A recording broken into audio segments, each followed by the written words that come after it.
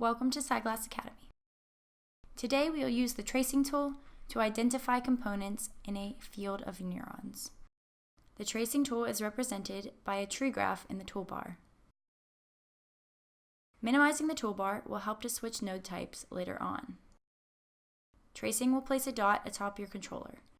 The dot size will determine the node size and can be altered by circling the touchpad.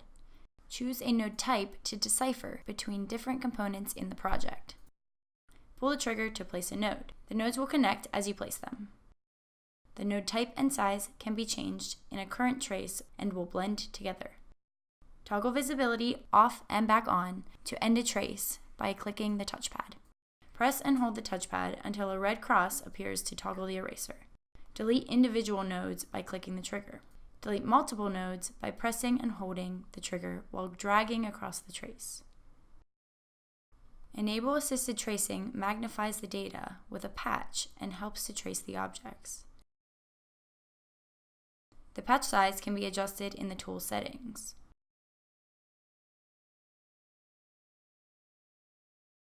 Exit the project at the top of the menu.